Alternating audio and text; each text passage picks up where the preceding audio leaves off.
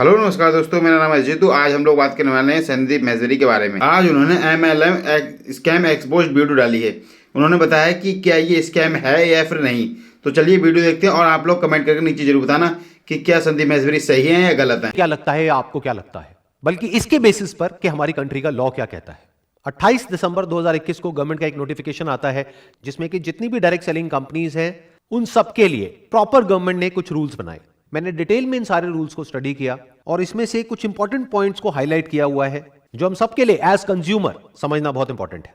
इसमें कहा जा रहा है, no direct selling entity shall adopt any unfair trade practice in the course of its business or otherwise and shall abide by the requirements specified in any law for the time being in force.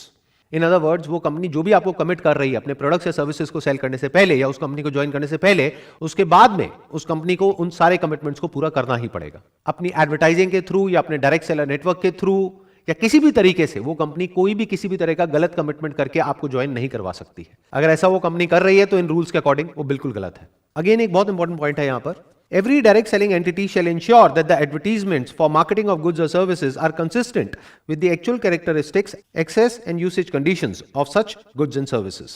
इसका मतलब यह है कि वो जो direct selling company है या जो उसका नेटवर्क है डायरेक्ट सेलर्स का, उसमें से कोई भी ऐसा कोई भी एडवर्टीजमेंट नहीं दे सकते हैं कहीं पर भी जहां पर के उस प्रोडक्ट को, उस सर्विस को या उस कंपनी का जो भी प्लान है उसको बहुत बढ़ा चढ़ा करके दिखाया जा रहा है कि वो है कुछ और उसको कुछ और ही दिखाया जा रहा है। अगर मैं इसका एक प्रैक्टिकल एग्जांपल आपको दूं तो आपने नोट किया होगा कि फेसबुक पर, इंस्टाग्राम पर, यूट्यूब पर ऐसी बहुत सारी एड्स आती हैं जहां पे किसी एक पर्टिकुलर सेगमेंट को टारगेट किया जाता है। जैसे कि अगर आप एक हाउसवाइफ हैं और घर बैठे बैठे लाखों रुपए कमाना चाहते हैं तो हमको कॉन्टैक्ट करिए। तो इस तरह की एडवर्टाइजिंग अगर कोई कंपनी कर रही है तो वो एक स्कैम है। अब ये एक पॉइंट है जो बहुत इंपॉर्टेंट है समझने के लिए।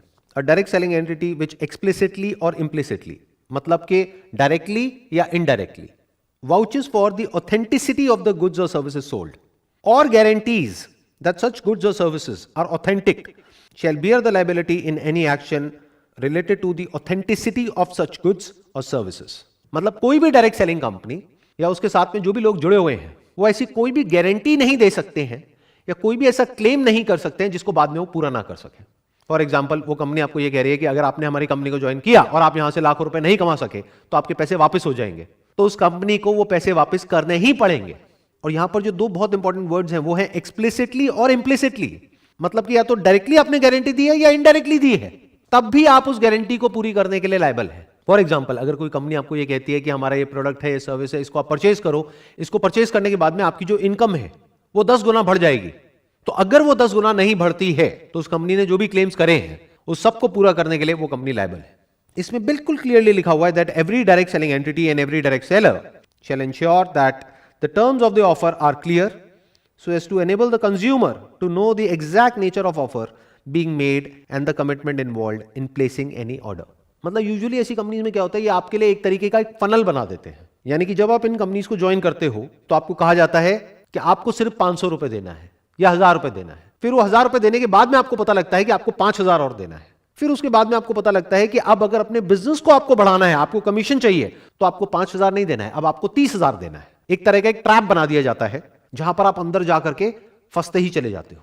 तो जो एक्चुअल इन्वेस्टमेंट होती है उस बिजनेस में वो उससे बहुत ज्यादा होती है जितनी की शुरू में दिख रही होती है या दिखाई जाती है। ये करना गलत है इन रूल्स के अकॉर्डिंग। आपको बिल्कुल क्लियर तरीके से उस इंसान को बताना है ज्वाइन करने से पहले, यानी उससे 1 रुपए भी लेने से पहले, कि इस स्टेज पर इतना इतना पैसा लगने वाला है। जैसे बहुत सारी कंपनीज ऐसी होती हैं जहां पर के ज्वाइन करने के बाद में अगर उन कंपनीज को आप कहोगे कि हमको डेटा चाहिए जिस डेटा को हम कॉल कर सके और जिनको ये प्रोडक्ट और सर्विस बेच सके, तो उस डेटा के भी वो कंपनी आपसे पैसे लेगी। यानी वो कंपनी आपको बोलेगी कि एक लीड का आपको 40 रुपए या 50 रुपए देना है, तो अगर आपको 100 लीड चाहिए तो आपको 5000 रुपए देना है एक महीने का। साल का कितना हो गया? 60,000 रुपए। आप सोच के आए थे उस कंपनी में कि 10-20 हजार रुपए में मेरा काम शुरू हो जाएगा। साल के एंड में जब आप कैलकुलेट कर रहे हो तो आप देख रहे हो कि मेरा 20,000 रुपए नहीं लगा है, यहां पे 2 लाख रुपए लग गया है। तो यहां पे ये कहा जा रहा है कि ये सब कुछ आपको उस इंसान को ज्वाइन करने के बाद नहीं बताना है, पहले से बताना है। इसमें एक बहुत इंपॉर्टेंट क्लॉज है जिसको बहुत सारी कंपनीज वॉयलेट कर रही हैं खुलेआम। मतलब कि ऐसे बहुत सारे डायरेक्ट सेलर्स हैं या डायरेक्ट सेलिंग कंपनीज हैं जो बोलती हैं कि हमारी अनकंडीशनल मनी बैक गारंटी है, और बाद में जब आप उस कंपनी के साथ में एग्रीमेंट साइन करते हो तो वहां पर बहुत सारी कंडीशंस होती हैं। तो इसका मतलब क्या हुआ? कहा कि जो मनी बैक गारंटी है वो अनकंडीशनल है, जबकि एक्चुअल में जब एग्रीमेंट की बारी आई तो वहां पर बहुत सारी कंडीशंस है। कि पहले आपको ये करना पड़ेगा, फिर ये करना पड़ेगा, फिर ये करना पड़ेगा, फिर ये करना पड़ेगा, तब जाकर के आपके पैसे आपको वापस होंगे। ये गलत है, ऐसा आप नहीं कर सकते हो। इस क्लॉज को ध्यान से समझना, ये बहुत इंपॉर्टेंट है। अ डायरेक्ट सेलिंग एंटिटी और direct seller shall not refuse to take back spurious goods or deficient services and refund the consideration paid for goods and services provided। मतलब यहां पे क्या कहा जा रहा है कि अगर आपने एक MLM कंपनी को ज्वाइन किया और उसके जो गुड्स हैं और सर्विसेज हैं उससे आप सेटिस्फाइड नहीं है, तो उस कंपनी को आपको आपका पैसा रिफंड करना ही होगा। और यही सबसे बड़ा फर्क है एक जेन्युइन डायरेक्ट सेलिंग कंपनी में और एक फेक डायरेक्ट सेलिंग कंपनी में। जिस कंपनी को अपने प्रोडक्ट्स और सर्विसेज पे कॉन्फिडेंस होगा, उनकी जो मनी बैक गारंटी है वो अनकंडीशनल होगी। यानी कि वो कंपनी आपको ये नहीं बोलेगी कि आपने हमसे प्रोडक्ट खरीदा, सर्विस खरीदा, अब अगर आपको अपना पैसा वापस चाहिए तो आगे आपको इतने लोगों को और लेकर के आना पड़ेगा, तब आपको आपका पैसा वापस मिलेगा। अगर कोई कंपनी ऐसा बोल रही है तो वो एक स्कैम है। और यही बात जो मैंने अभी बोली है, ये आगे एक और क्लॉज में क्लियरली मेंशन्ड है।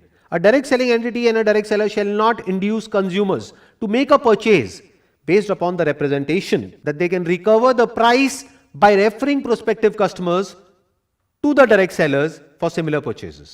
In simple words, यहां पर क्या कहा जा रहा है कि आपके ऊपर किसी भी तरह का कोई भी प्रेशर नहीं होना चाहिए उस कंपनी के प्रोडक्ट्स या सर्विसेज को सेल करने के लिए या आगे किसी को मेंबर बनाने के लिए। अगर आप उस कंपनी के प्रोडक्ट्स से सर्विसेज से पूरी तरह से सेटिस्फाइड हो, तभी आपको रिकमेंड करना है आगे और लोगों को उस कंपनी को ज्वाइन करने के लिए।